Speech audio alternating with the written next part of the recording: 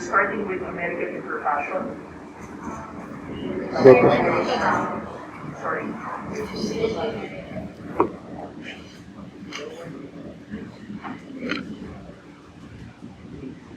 Sometimes to start.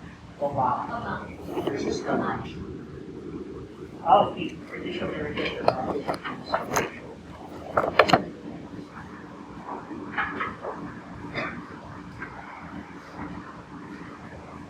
in British American tobacco versus Comanche, the issue is whether there is a violation of the Equal Protection Clause, because Lucky Strike is a tobacco company similar to the likes of Marlboro, of Winston, except that it was categorized in a much higher tax category because they are a newcomer. So they claim that there is a violation of the Equal Protection Clause. And when you think about the procedural due process there, they were not afforded any notice or hearing when they were included by Congress in that particular tax bracket. According to the Supreme Court, there is no violation here because Congress can very well set the standards as long as the legislative intent is clear. And the intent here is that later on there would be a revision of the tax brackets. So Lucky Strike was not singled out. And it just so happened it's a newcomer. That's why there was no historical data with regard to its prices. That's why Congress opted to put them in the higher tax bracket. In Labay versus Sandigan Bayan, the issue here is whether the right to procedural due process of Labay was violated, considering that Labay was not properly notified of the proceedings for the preliminary investigation that was happening. But Labay later on found out of the proceedings and actually was able to ask that he be allowed to submit a motion for the investigation. And in a way that is a motion for reconsideration.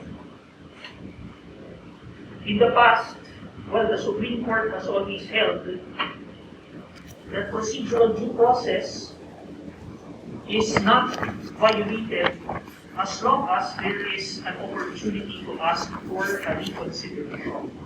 It is not the lack of hearing, but the total lack of opportunity to be heard, which is a violation of procedural due process. But nonetheless, in the case of Labay versus Sandigan Bayan, the Supreme Court said that Labay was not even furnished a copy of the documents, which will allow Labay to properly defend himself. So in this case, the Supreme Court said that despite a reconsideration and an appeal, the Supreme Court mentioned, is not a constitutional right. It is merely a right granted by law. So it is a legislative provided right, but there is no constitutional right to appeal. Nonetheless, since there is a right to appeal, and Labay was not allowed to properly defend himself, then the Supreme Court said that this is a violation of his procedural due process. Let's go to substantive due process. What is the difference between procedural due process and substantive due process? Leonard Cruzan, what's your name? Gyro. Yes, gyro. The second. The difference between procedural due process and substantive due process is how you answer the question of how the state will deprive us of our right and why does the state deprive us of our right. The how for procedural and the why for substantive. What do you mean by the how? As you mentioned earlier, sir, in procedural due process, there is a requisite of notice and hearing, and it mainly focuses on our opportunity to be heard. When it comes to substantive due process, Gyro, before you go to substantive, the reason why I asked why the how, because the assumption there is that how the state deprives rights. But on the contrary, when you talk about procedural due process, it's not about the state depriving the rights. Right? And when we compare it with how and why, in substantive, there is indeed a limitation of that right, and we will go into the why. But if we say that in procedural due process, there is an assumption that there is a deprivation of right, and it's a matter of answering the how. How are the people deprived of the rights? Then that is actually wrong. Because if we talk about administrative due process, for example, in school, the state has nothing to do with that. And there is no deprivation of right there. When you talk about the right to due process of an accused before the court, the government is not depriving the person of any right. So there is no question about how is the person being deprived of the right. On the contrary, it is how the rights of the person, how are the rights of the person safeguarded. No? So I wanted to correct that premise. It's not a how the person is being deprived. So how do we now define procedural due process? Procedural due process is the due process that gives us, or talks about the due process that gives us the opportunity to be noticed, to be notified of what is charged against us, and to be an opportunity to be heard to defend ourselves. What about substantive? In substantive due process, there, as I've said, it talks about the why. In substantive due process, there should be consideration of the public, the general interest of the public, and there should be a reasonable, or the justification should be reasonable that when the state exercises its police power, the means is attuned to the purpose of such restriction. Thank you, Jairo. Diana. Yeah. Diana. Diana, how is substantive due process related to the police power of the state? Since the police power of the state is known as the most pervasive power among the inherent powers of the state, substantive due process, since police power is really considered the general welfare of the public, substantive due process entails that such exercise of police power must satisfy two fundamental requisites, which is the lawful means and lawful subject. What is police power? Police power is one of the inherent fundamental powers of the state, wherein it is vested in the legislature, wherein they may enact ordinances or wholesome ordinances, laws, or measures that are meant to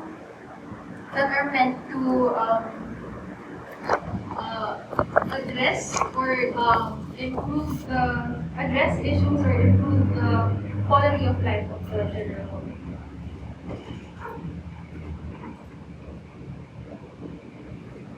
Have you heard of the PPP Pantawid?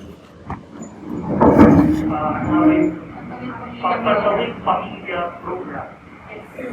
PPP. This is the giving of funds to certain families who are really poor. Is that an exercise of the police power of the state? It was definitely used to enhance the quality of life of the state.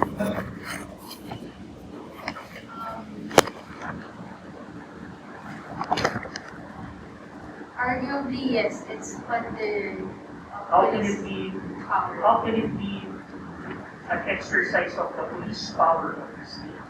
Because in this case, this And this is the reason why I'm asking for the definition of a police power. Right? Because seeing how police power is exercised is different from defining what police power is. And we want to understand what is police power anyway, and how is it related to due process, substantive due process. since police power is for the general welfare of the public, it doesn't necessarily entail that. How does it become for the general welfare of the public? Again, that is very general. Everything under the sun can fall under the general welfare of the public. Since, as mentioned earlier, there must be lawful means and also lawful subject. When it comes to the PPP, that entails the government taking its funds and redistributing it to those belonging under the poverty line. How can that be a police power measure? That is a police power measure because that is neither an exercise of eminent domain or fixation. And in this case,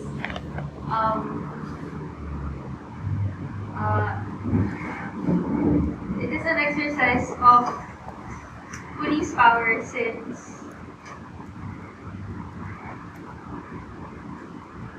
although it does not necessarily benefit the general public, it has been mentioned that substantive due process entails that there is an interest that is separate from a distinct class of persons. Thank you, Diana. Jason Gunn. Mahalat. What's your name? Jason. Jason. The PPP example, is it an exercise of police power? Do you agree with Diana?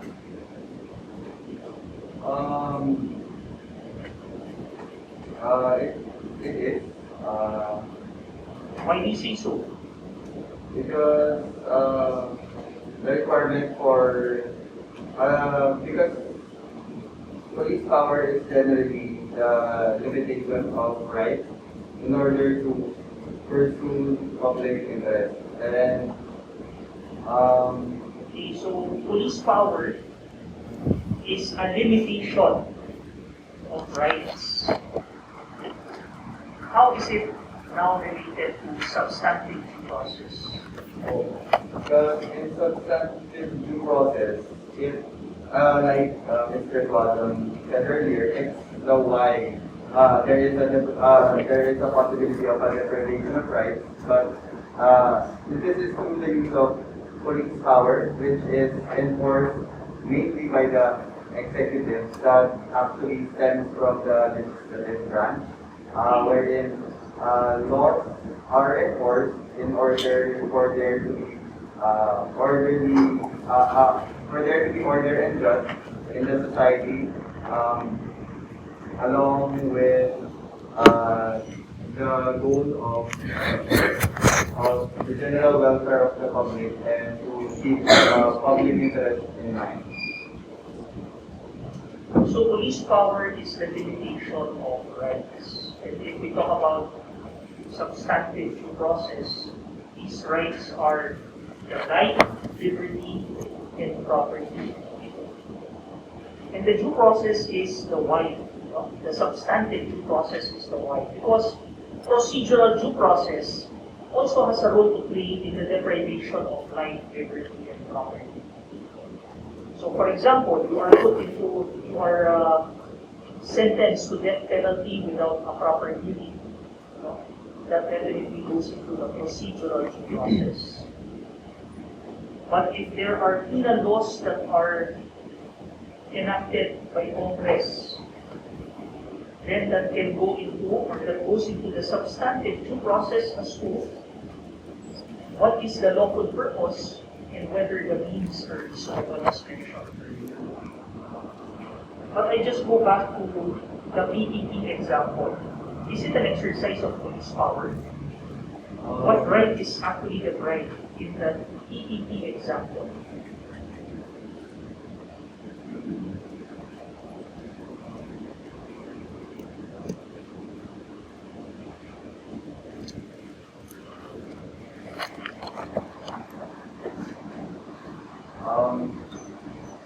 I actually included here masyado ko yung PPP from The EPP example, is it an exercise of police power? You said yes, right?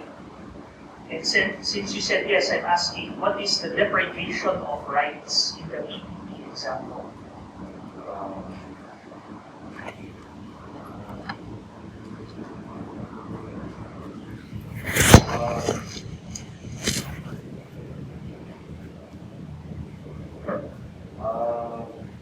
Would it be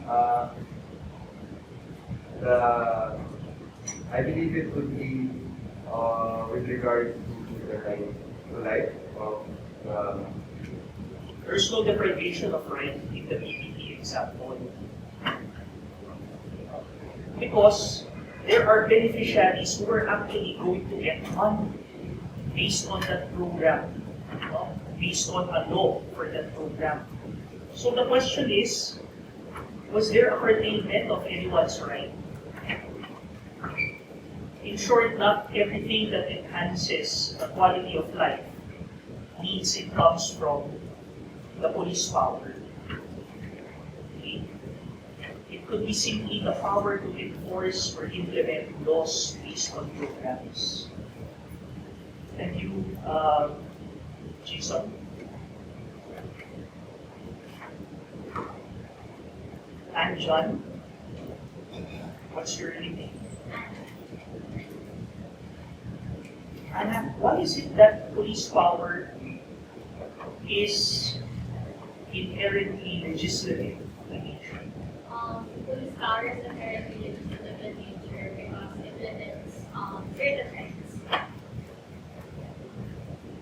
Try again.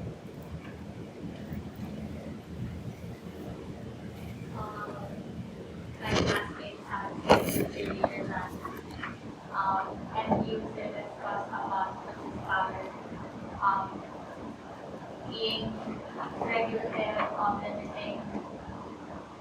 That's what police power is. My question is, why is it legislative in nature? Why is it that police power, and most of the time, police power has been mistaken to be with the executive. No? Daming nagkapapali na, police power ba? Sa executive yan. No? That is always the mistake. That police power, just because it has the word police there, does not mean the Philippine National Police. Again, it is very technical that police power means, dinig ba ako sa Zoom?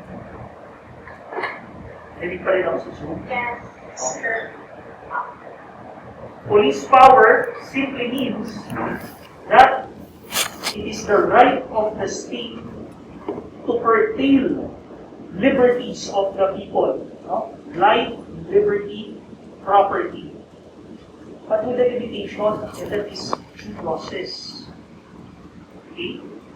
So that is what police power is. But my question is, why is it legislative? Why is it not executive? Why is it not judicial or judicial? There is legislative in nature because the police power and the limit certain rights. If the legislature most of the time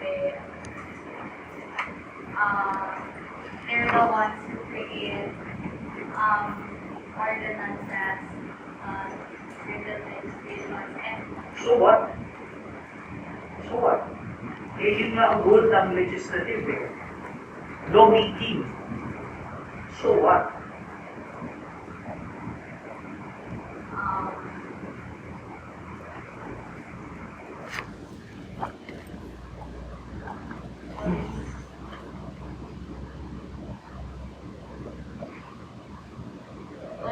police power wouldn't fall under judiciary and executive for one.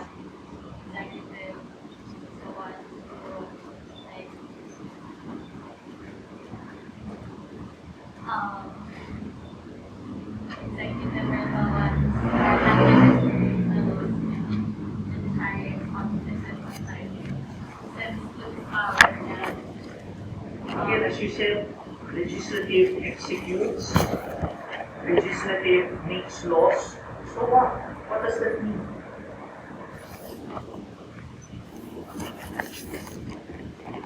Well, they would have also the power to regulate and limit certain rights since laws are But isn't it that the executive also regulates when they implement? So that's why I'm asking, why is it that police power, no, is said to be a legislative power rather than executive? When the executive implements the law, they regulate. Diba? During the height of the pandemic, do you see your legislators at the checkpoints? Sila ba yung nag-regulate? Diba? Sila ba yung nagpapalabas? Nagpapadaan? You see police officers, barangay officials. No, these are executive. Dahil yung barangay, some of them, hati yan, no? Yung mga barangay, they also do ordinance, no? So, slippery slope of barangay. I think you get my point that those that you will see in the streets are the implementors. They're with the executive department. And yet, we attribute police power not with them or not to them, but to the legislative department. And the role of the legislative department is to make laws. That's why I asked, ano na yun? Anong ibig sabihin yan?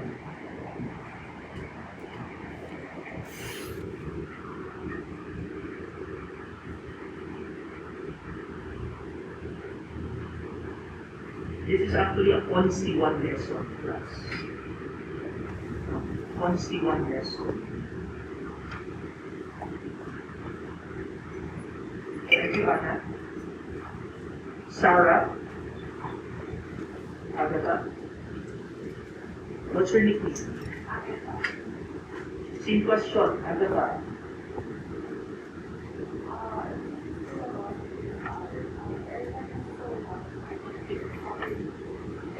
Sorry? The aircons out. If this is the one that is being under the legislative branch, yes, because it involves making of laws, but more specifically because it involves limitation of rights of the police power. I see it's a Consti 1 lesson class. Because what is the role of the legislative department? Aside from, yes, they make laws, but what do these laws mean?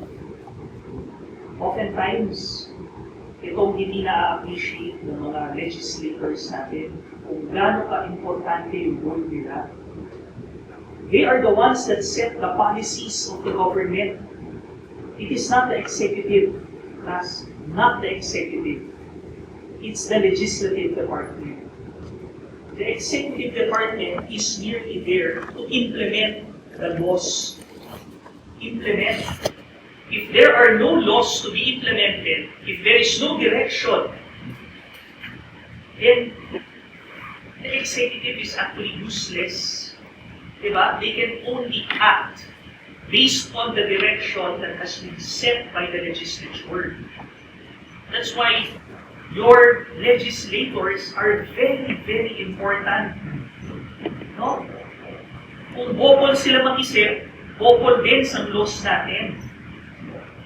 No? Kahit gaano kagaling yung president nyo, pero you don't have the laws for them to implement, the president's power is very limited to implement what is only in the Constitution and what are existing laws.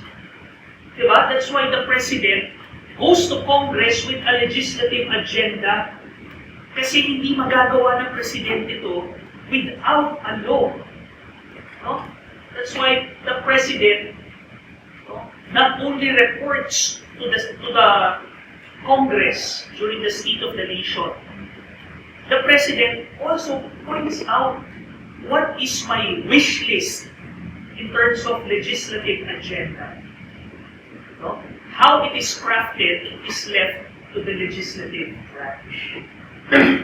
Now, when you talk of the limitation of rights, you can only limit rights if there is a law. And that's why police power is essentially legislative in nature. Without a law, the executive has no power to do it. That is why, when you read your thesis, parang pinag-uusapan natin, legislative issuances. If there is an executive issuance, I tell you, no, you always look at Consti 1 and 1, di ba? Because otherwise there will be a new delegation of legislative power. And we do know that legislative power is only in Congress. Di ba? So what can administrative bodies do? Rulemaking. Rulemaking simply to implement the law. No? But the law must already be, Consti 1 ulit, di ba?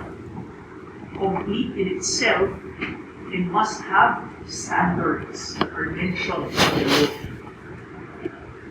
And then the executive can exercise its rule-making power, no? If it is allowed to do so. Because not all executive offices have rule-making powers. Saan mo naman makikita yung rule-making powers sa executive? Administrative Code of 1987, which is a law. No?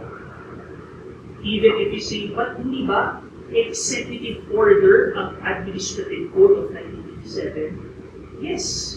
But remember class, no? At that time, the President, kasi wala pang Congress, no? The President had both executive and legislative powers. This is President Cory Aquino. Up to a point when Congress was already existing, when it was already constituted. No? Meron bang panahon na both the President has executive and legislative powers, and yet you have a Congress? Yes. During the time of Marcos Sr., you had Batasang Pambansa, which is our parliament. That's why you have Batas Pambansa, no? BTs. And yet, the President, through a constitutional amendment, also wanted to have legislative powers. Diba? That's why the President concurrently can make presidential decrees at the time. Okay? But I will digress if we talk about checks and balances and separation of power.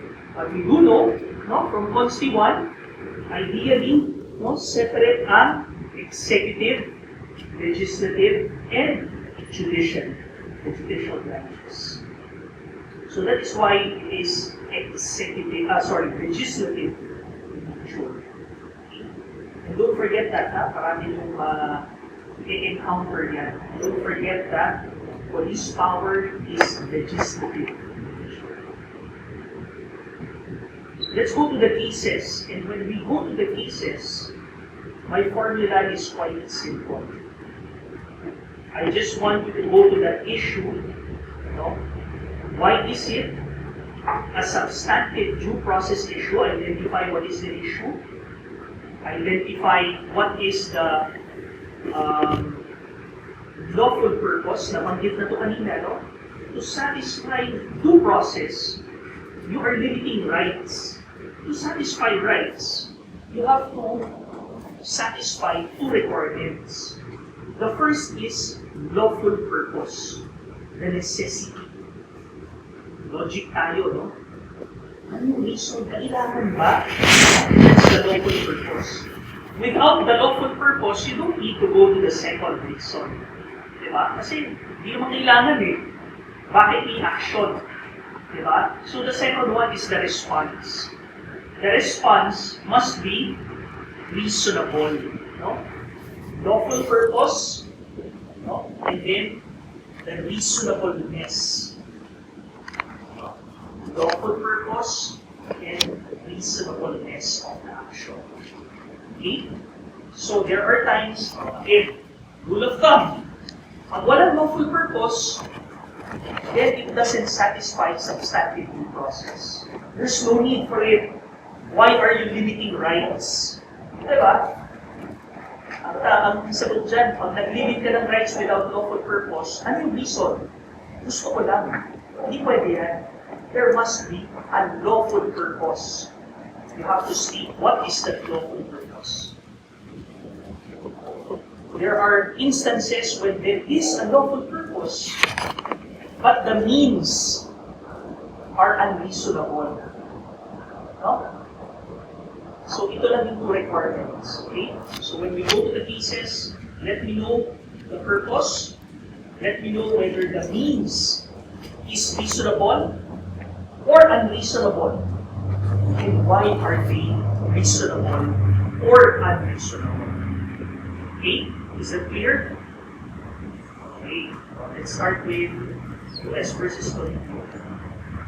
In the case of US versus Tolentino, illegally slaughtered the paragraph. This time, there was suspension or ban of slaughtering the paragraphs for the purpose of prevention.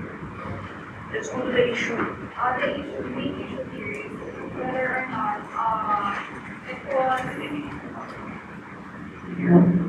such that the review was liable for that since The issue here, Agatha, is whether or not the ordinance, in limiting the property right of Toribio is reasonable. We have an ordinance. Toribio has a property. Any property? Okay. So, parang ganito lang yan, no? Let's say Toribio has a chicken. Okay. Toribio has a chicken. Imagine this, no? What can Toribio do with this chicken?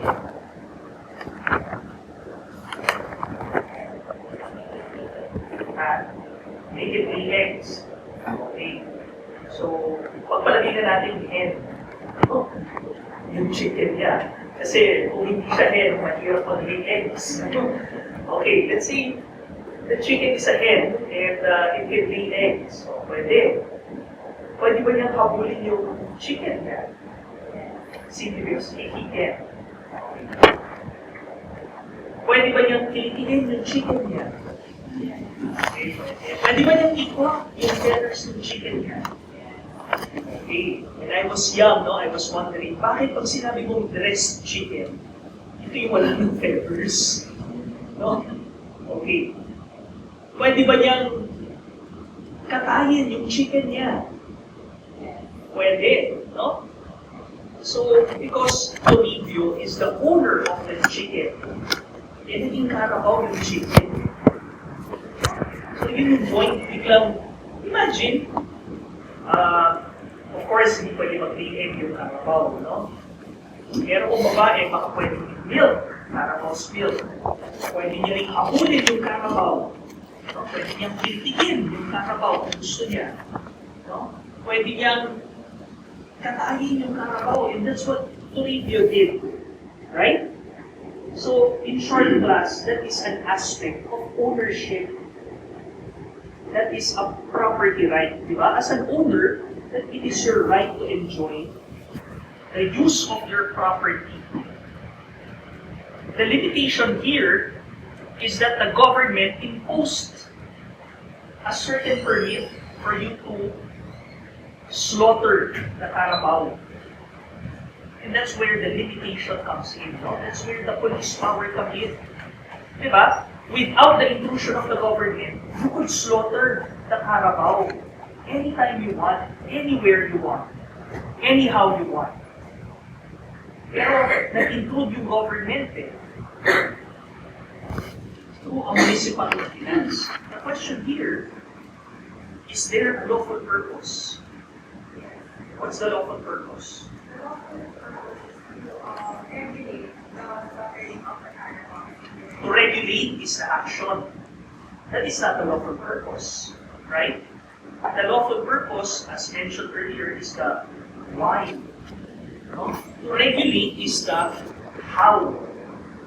Diba? And we will look into the reasonableness of the how. But let's go to the why. There was an ongoing virus amongst the Caravan, so they had to regulate stuttering Caravan. That's the context. Diba? That's the context. Pero ultimately, if you look at the cases, prologue lang yung kay Agatha, but as you can see, I'm doing a lot of the talking here. No? Puro recite si Agatha. Kaya para lang sa kay Agatha, ang fear naman, bakit parang ang tagal kong nagre-recite dito? I'm just laying down the pieces so that when you recite later for the different pieces, ayaw mo nang ulitin lahat ng mga questions ko. You already know what to hit in terms of what I want, what I'm looking for, and what you should be looking for in these cases.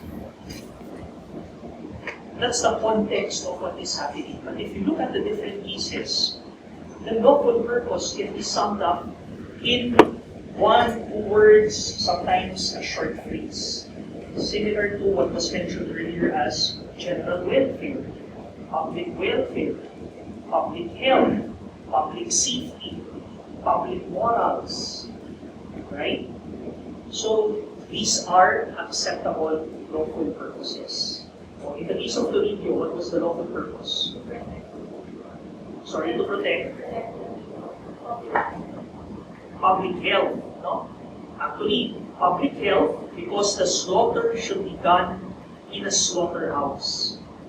And if you think about it, no, even up to now, have you ever wondered, saan magaling yung mga kinakain mong lechon? Saan ba kinakain ito? No? Sa backyard lang ba? Meron sa backyard lang, pero how clean is it? No? Ideally, dapat sa slaughterhouse because that is inspected by the health inspector of the municipality or the city. So meron mga safety regulations yan. At the same time, they want to ensure, no, for the general welfare that the survival of the Carabao is preserved because these are used by our farmers, these are used for food. Also, they don't want to have indiscriminate killings of the Carabao. Si Sam nag-sign in. Si Ivan, yung sign in ba? Na-sign out soon. But anyway, we're still connected. In here. Yes, sir. So that's the lawful purpose. Is the means or are the means reasonable? Yes. Why do you say so? There was the said ordinance from the person, I remember correctly, was well put out for the people, and they were well notified about said permit. But that's a publication, and that's the information, right, about what is needed. If you think about it again, let's think about it logically. Okay, I started with a simple example of how do you enjoy a property right. No? So think of that exercise when you think of life, when you think of liberty, no? And think, hassle, bakit parang nililimit ng government to? No? Why is it being limited? Okay? So in this case of Toribio, how is his right to enjoy his property being limited? It wasn't exactly being an importance of right because it was property of the people. Since it is the short purpose of the public health, not only for the village, but for My question, Agatha, is how is it being limited? it was being limited since we had to How? first get a permit. Okay, by permit. No? So yun lang ang tanong natin, reasonable ba yung permit as a limitation to his right to property? Is it reasonable? Why is it reasonable? Since it does not impede on anything that he on his property. He just needs to get a permit. It doesn't exactly. And this is not in the case, no? Diba? Hindi nyo mababasa sa case to. Yung sinasabi ng case na it's it's reasonable because like this, like that. And that's why I'm teaching you how to think logically, on how it was being deliberated. It's reasonable simply because you could still kill your carabao, you can still slaughter your carabao. But all you need to do is a permit. No? And there is a lawful purpose why you need that permit. So it is a simple inconvenience, but there is a higher good that will be served by that permit. And you can still enjoy your property.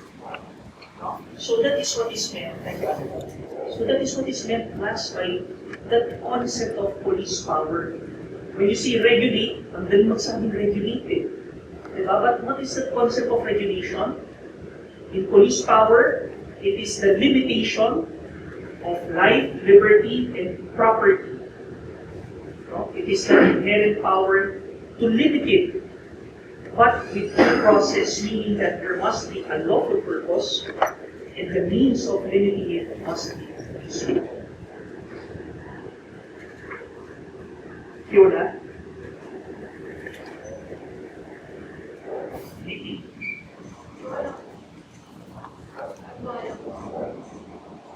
Dalawang Fiona dito. Sorry, meron. Fiona. Okay, so Fiona. Meron bang kauna dito? Kauna? Kauna naman. Okay, Fiona. Inot versus IDs. So the lawful purpose for, so starting with the issue, so the issue in law is that whether the executive order is constitutional. So the court held that it is unconstitutional. First, But describe executive order. What does the executive order do? the executive order prevents the transportation of cargo and cargo. So, the lawful purpose of the executive order is to preserve the carabaos. However, it does not have any reasonable means in this case because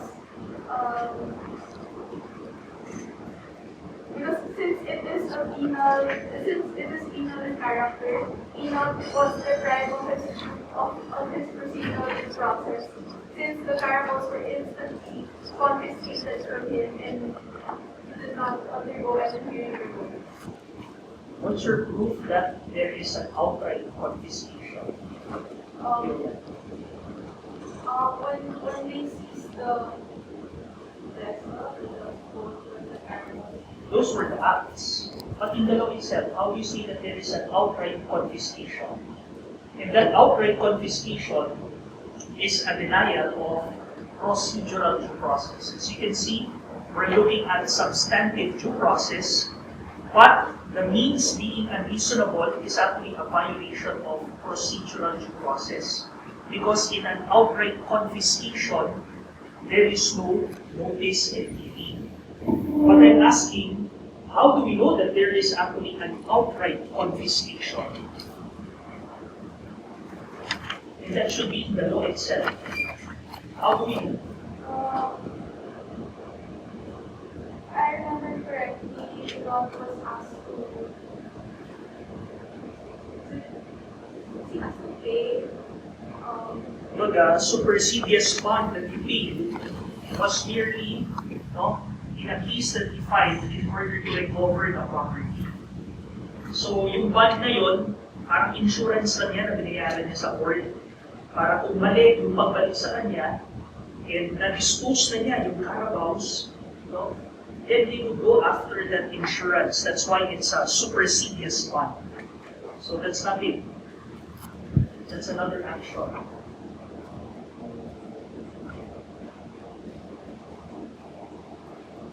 In the law, it provides that the carabaos or the cara beef shall be disposed of as the commissioner for that meat inspection may deem fit.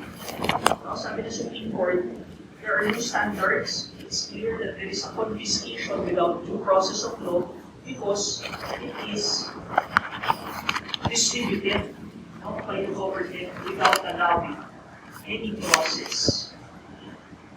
Can you feel that?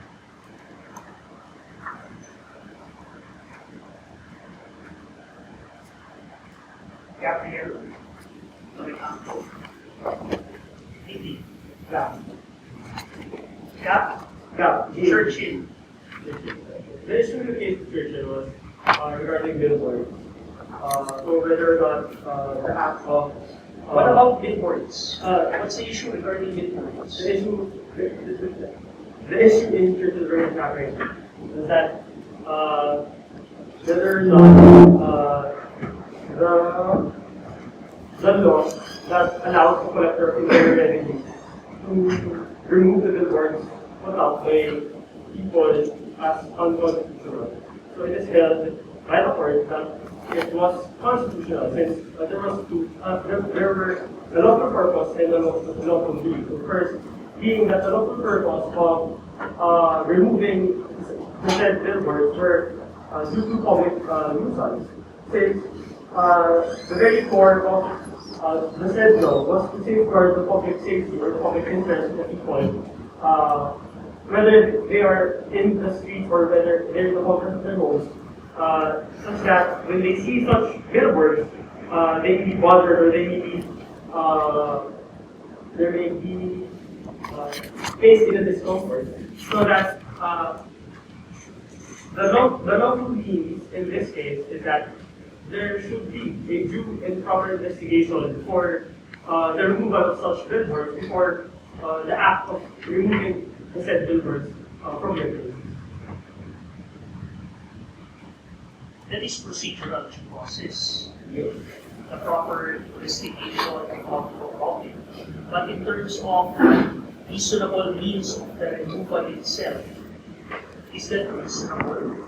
Why not just, let's say for example, arguably, no, why not instead of 8 by 10, 8 feet by 10 feet, why not limit it to 3 by 4? That's also regulation. Diba? So what is it reasonable in this case? It is reasonable in this case, since as an act of police power, the lawful meaning here in this case is that when the collector of internal revenue removes such billboards as raised to him by the German culture, is that the proper and due process that must be followed for removing the said billboards should go through the process that Okay, that's the procedural. The challenge for you is that you have to look at it from the perspective of the right holder, the rights holder, from the perspective of the property owner.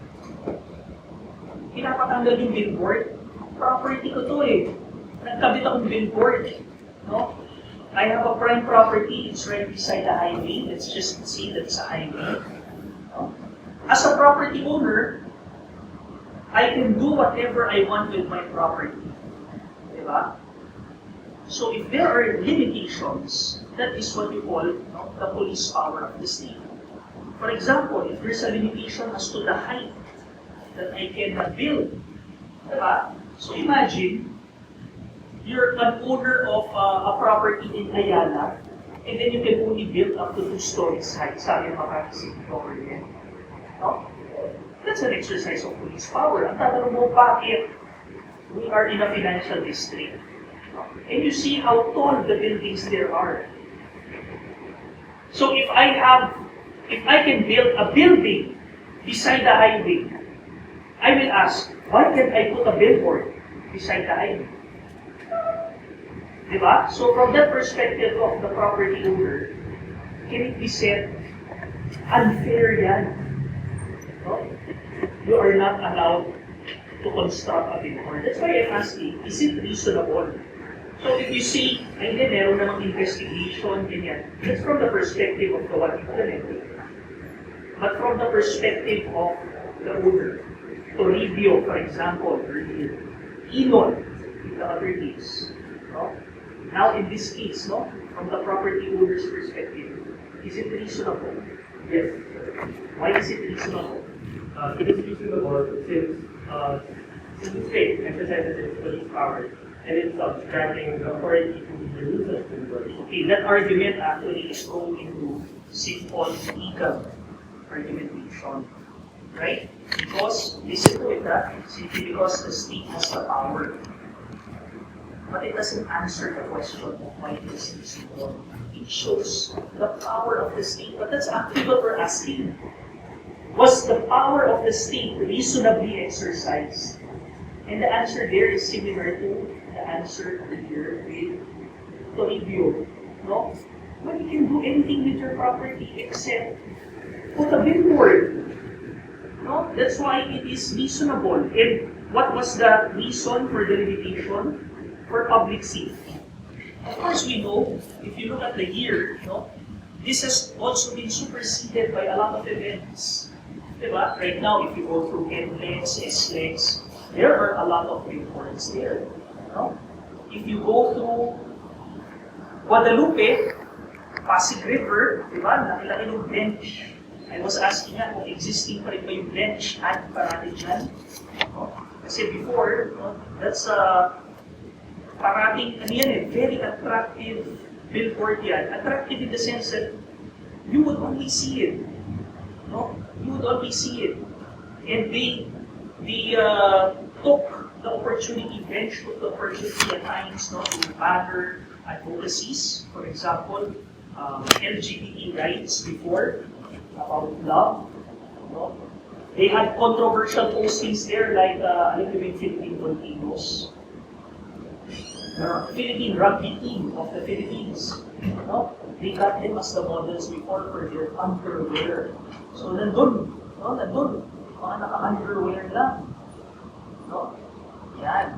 So, if you think about this Churchill, public nuisance ba yan? No?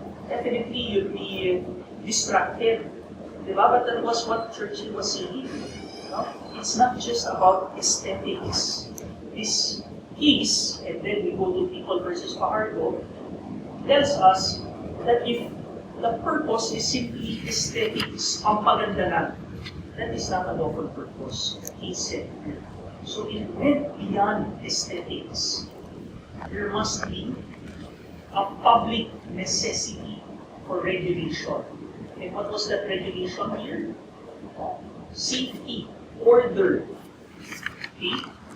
And that's why when we go back to the means, I'm just asking you, it's not provided in the case study class. Yung tanong ko, why is it reasonable? That's me asking you to think about the reasonableness of it. Argue for the reasonableness. And the reasonableness again is, as a property owner, that yeah, I'm limited, but I can build anything except put a billboard. You know? At least, again, we date this case that was before. No? Now we don't have cases like this questioning reports. So thank you. Yeah. Joseph Robert. People versus Hard. What's your nickname? Jiggy. Sorry. Jiggy. G J-I-double-G-Y. J-I-double G. double G. G. And then Y. Are you asking why? No, it's not G. the last letter. Okay, People versus Hard. In People versus Fardo, the issue in this case is whether or not the ordinance, in which the lawful purpose was to What prohibit. is the ordinance? The ordinance states that it prohibits the construction of buildings that destroys the public view, specifically in this case the plaza. Okay. Is there a lawful purpose to that?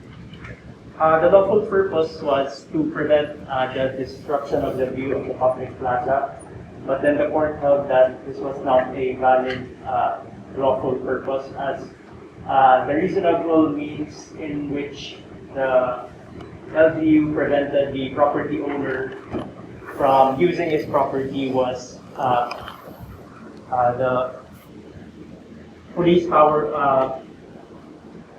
overstepped its bounds and Why is it unreasonable? because it deprives the property owner of his use of his property. But isn't it that police power actually is a limitation to the enjoyment of the use of the property? So in this case, why is it unreasonable? Because the means in which it is exercised does not. What is it in the means that makes it unreasonable?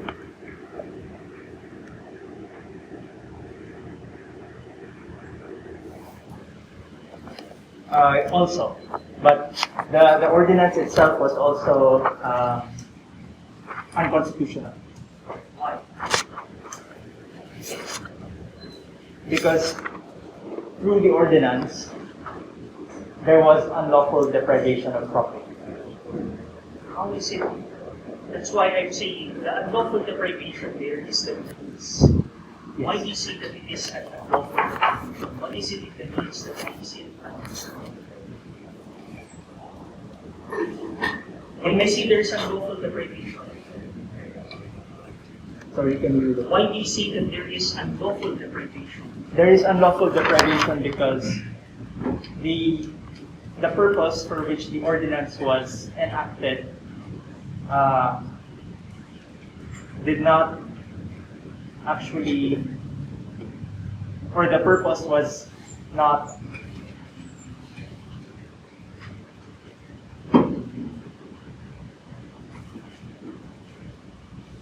a valid purpose.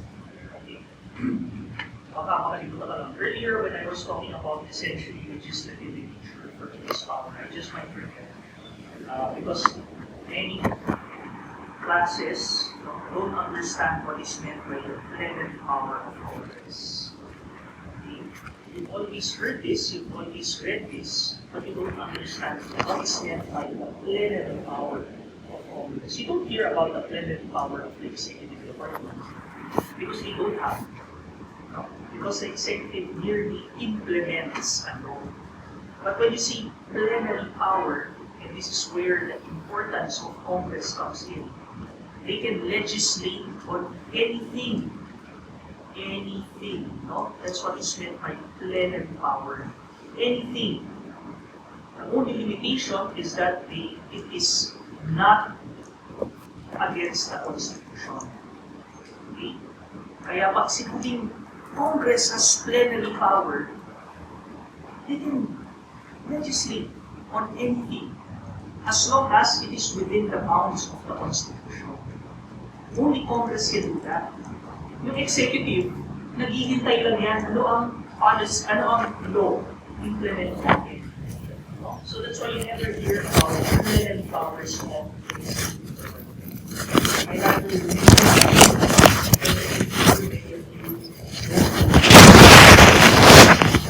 or really know but you don't understand. And I want you to know this one. Okay?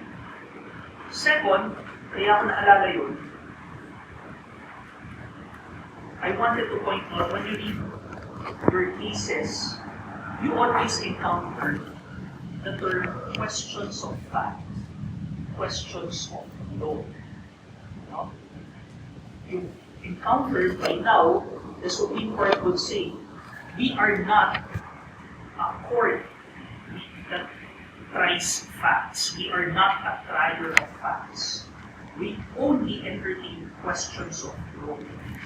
The only exception is that when there are different findings of fact by the regional trial court, for example, and the Court of Appeals, no?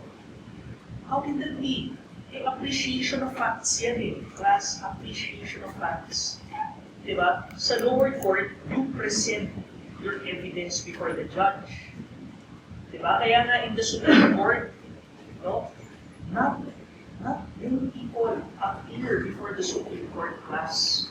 No, that's why for lawyers, it's a big thing pag sinabing nag-appear ka sa Supreme Court, the oral argument, no? Because cases in the Supreme Court are all pleadings. Kapag nagsabi yung Supreme Court, we have an oral argument. No, that's a big thing for lawyers. Because not all lawyers, again, appear and more so argue before the Supreme Court. Court of Appeals, they both go into questions of fact and law. Ganun din sa trial court. No? So again, you present evidence of the trial court, pero the findings of fact may also be reviewed by the Court of Appeals. In short, pagdating sa Supreme Court, ganito lang yung class, hindi na tayo nagde-debate sa facts. May certain facts na, no? Yan ang questions of facts. Questions of facts is what happened. This is what you want to establish. What happened. Questions of law is how do we apply the law to these facts. No? Why am I asking this? No, why am I asking this? Because when we talk about unreasonableness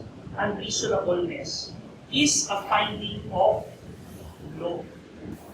No? It's a conclusion of law. This is unreasonable. Yan ang sabi. What are the facts to show the unreasonableness? And that's what I've been asking. So when you tell me, for example, it is unreasonable, kaya yung formula ko, di ba, issue muna, pag na-craft yung issue, support it with the facts. Because when you see there is a lawful purpose that is telling me about the law. But what is it, no, in the facts that show that there is a lawful purpose? There's a lawful purpose because it is for the general welfare. And for the general welfare, no, this is the context. It is unreasonable, no? In the case of Fajardo, what I'm looking for, what is unreasonable? You said, undue deprivation of property. Right track. But malay ko ba kung nakuha mo lang yung term, where is that undue deprivation of property there? Because that in itself could be a finding of, well, a conclusion of law. The undue deprivation of property there, plus, is that Fajardo, with that ordinance, which didn't have any standard, will not be able to build any property because it will always obstruct the view of the plaza. And that's where the unreasonableness comes in.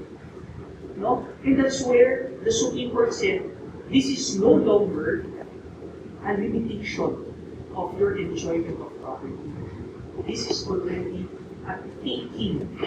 You need to mix again, no? Because this introduces us to the concept that more than a limitation, when it becomes a taking of the property by government, then it is no longer a limitation. It is no longer an exercise of police power. It could have been an improper exercise of the power of eminent domain. And it becomes an unlawful taking because in the power of eminent domain, the taking must be with just compensation. Okay? So the case might be simple, but it says a lot. So again, looking at questions of law, questions of facts, so that you understand that these concepts, again, pinakayoko sometimes, no, you get, ay, ito, ang ganda pakinggan. I will see this. No? Thinking that if I see the right words, I will get a good relief. No? But again, we're more than just seeing the right words. I want you to understand the words that we're actually seeing in class. So it's the thinking process that we're preparing. Yeah? Okay, okay, Jiggy? Thank you.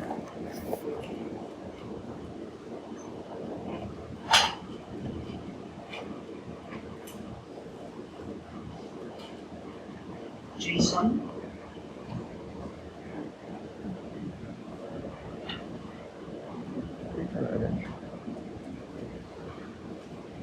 Malapit versus CFI? So in Malate versus CFI, Malapit. Nasa Malapit ka na? Parang gusto mo yung Rita Malapit na yan. Ba?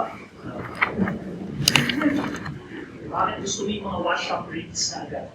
I think was order ng syllabus. Malapit. People versus Fajardo. Fajardo, di ba malapit? Versus CFI. Oh, Cinemas. yeah. Okay. So the issue here is whether or not the regulation, the ordinance passed regarding the price of the tickets for the kids ages 7 to 12 was a proper exercise of police power. Was there a local purpose of that? There was the lawful purpose would be that it would be burdensome for What the. is the lawful purpose? Actually, there was no lawful purpose. Okay, there was no lawful purpose, no? There was a purpose that was being said, but arguably, no, it was not found to be a lawful purpose. What was the lawful purpose according to the city council? So the city council, used as their defense for the ordinance would be that it would be burdensome for the parents to pay the full amount for their children in watching the movies, especially if the movies were even hit for the children to watch. Okay, they wanted, no, the welfare of the family being equal to have leisure together. But again, that was not seen as a lawful purpose. Why was it not a lawful purpose? Because although it would alleviate some of the burden from the families, it wasn't actually for the general interest because it would only shift the burden towards the movie theaters and generally the amusement industry. It would just shift the burden towards them, and it was not a right regulation of their private property since it would limit the way they want to use their property, wherein they can, since they funded the property, they should have the right to sell it and sell it on the price that they want to sell, provided that it's still in the local country. Thank you, Jason. Ana? Cebu? Tax. Mataas. So, and the tax is whether the ordinance is valid. So, the ordinance talks about the authority is, well, not in contravention, not parallel to the owner's part. So, it also means as public morals. Well, I'm local purpose and the means to be unlawful because we discussed earlier that it should be just regulation and not outright prohibition in this case. Well, the ordinance in this case is outright prohibition of the casinos. But they just wanted to prohibit the operation of casinos. Yes, but Why can't they do that? they cannot because it's against the charter, which is, well, the first, well, it's stated that local ordinances cannot be in contravention with laws. Okay, so that's the reason, class. It's unreasonable, that there's a lawful purpose, noble purpose actually. But the means are unreasonable because the ordinance cannot go against a law, a legislative law that was passed by Congress. Thank you, Anya. Maya?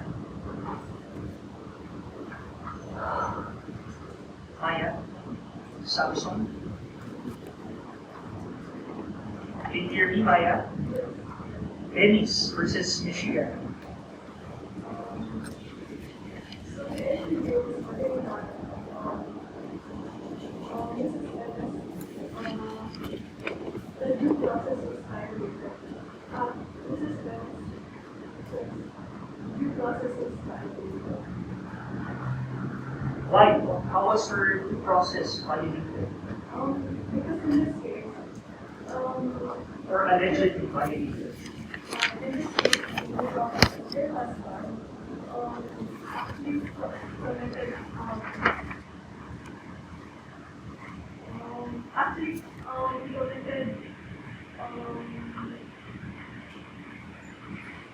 an act which was in their property, their shared property, which What was the shared their property? vehicle with another woman. So it was Okay, an so act of infidelity. okay, so how is it related to Venice? To the wife? Because in this case, Mrs. Venice was included since the property was shared between her and the husband. So,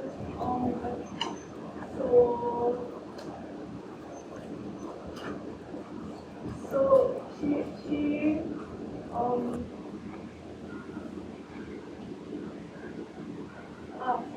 so they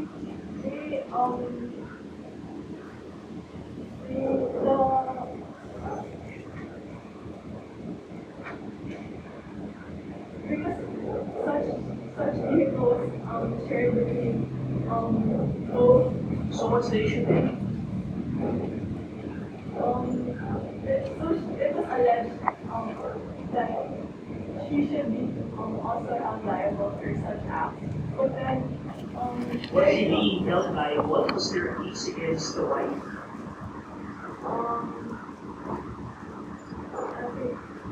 so the issue here Was there a case against the wife?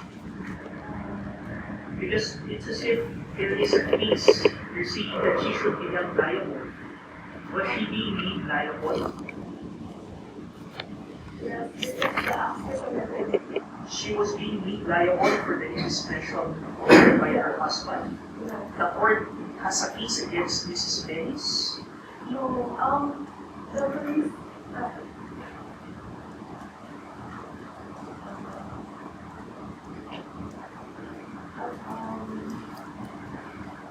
the court no.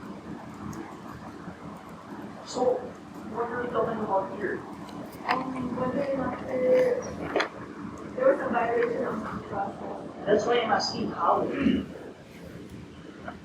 There was no case that was filed against her.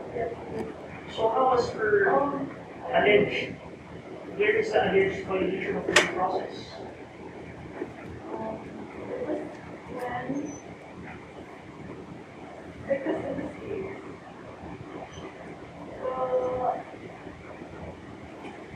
the thing is,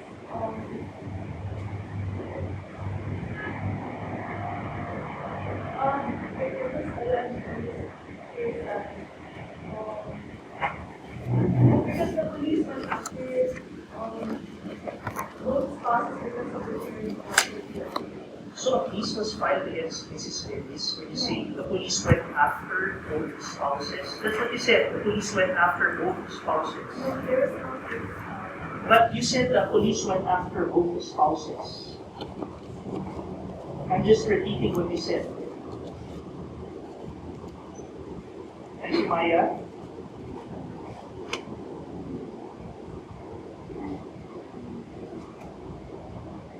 Julia. What's your name? J-O-N. John. Cruzan versus Missouri. The issue in this case is whether or not the witness was operating due process. Cruzan versus Missouri. Move on from Venice. The issue in Venice is about the abatement of the car. It has nothing to do with the spouses. It just so happened that the car is owned by both spouses. So what's the abatement seeing it as a public nuisance, a denial of due process for the wife. The Supreme Court of the US said, well, this case, it's as if the injury was committed by the car. It has nothing to do with the wife. So it was seen as a public nuisance, and the abatement was on the property itself. It has nothing to do with the wife. They also looked at their jurisprudence dating back from the 1800s.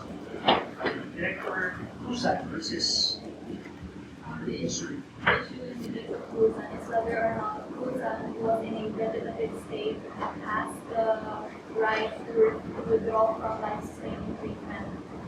And was there a lawful purpose? There is a law here, right? What is the purpose of the law? the purpose of the law was to protect the liberty of the citizen. Liberty of the citizen. Protect the liberty of the citizen. With regard to their choices for The lawful purpose here is to protect life. There is a law that allows you to withdraw treatment. And if you withdraw treatment, you will die. No? Even if you're still alive. If you say, I don't want to continue this anymore. That's the purpose of the law, to protect the life of the person. Okay? Is the means. What happened in this case, right? Was life support withdrawn? no, because there was no clear and convincing evidence of Cruzan. So here, it was simply a matter of evidence. The question is, meron ba tayong evidence here in convincing that she really wanted to withdraw life support? Wala. Wala. So sabi ng hospital, parents, you cannot withdraw life support even if you tell us that this is not what your child wants. No? The question is that denial of the hospital based on the law? Is the law actually reasonable in having that clear and convincing evidence there? Yes, the law is Why reasonable. is it reasonable? Because the person is in a coma state. The state cannot, should have clear convincing evidence because the management brings with regards to that person's life. Why? What would happen if there was a mistake in the decision? That will affect the life of the person in coma. How? Because How will it affect the life of the person? because it concerns the treatment that still Ito lang. Sorry. It's a matter of pulling the blood. No? It's wala nang treatment eh.